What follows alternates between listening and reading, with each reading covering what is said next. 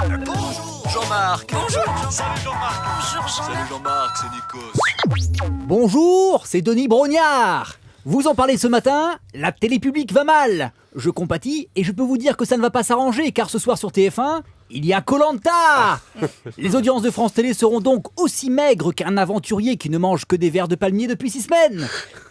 Alors un flic sur France 2 et Faut pas rêver sur France 3 survivront-ils face à Koh-Lanta? Le suspense est insoutenable. Ah oui. Salut, c'est Josiane Balasco. Dis donc, ils se sont bien foutus de notre gueule hier sur France 3. Ils ont passé 2 films de Depardieu. Une soirée spéciale exilés fiscaux à la télé publique, alors qu'il n'y a plus d'argent et que tous les programmes que ça se casse la gueule. C'est un peu de la provoque, non?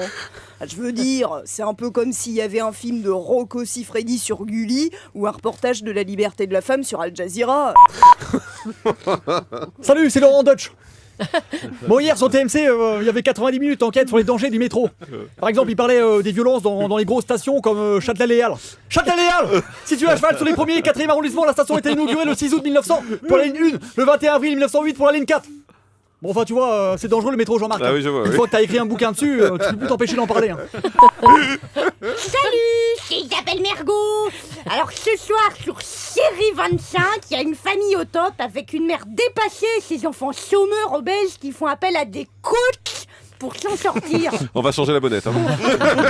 Merci Jean-Luc. Alors, bon, j'espère que le premier conseil qu'on va leur donner, c'est d'arrêter de participer à des émissions aussi nulles. Bonjour, c'est Bernard de la Villardière, la mèche au vent et la braguette ouverte. Oh non. Ça, il déteste ça en plus quand vous dites ça. Il m'a dit. Bernard, allons. Vous avez regardé mes émissions, Jean-Marc. Ce soir, sur France 3, il y a un débat. Faut-il interdire la prostitution ? La réponse est bien sûr non, car il faut penser aux conséquences économiques d'une telle décision et à tous ces gens qui se retrouveraient au chômage. Les cadreurs d'enquête exclusive, le réalisateur d'enquête exclusive et bien sûr le présentateur d'enquête exclusive. Oh non. Merci beaucoup Marc-Antoine Lebré, Anaïs Petitbé comme tous les jours.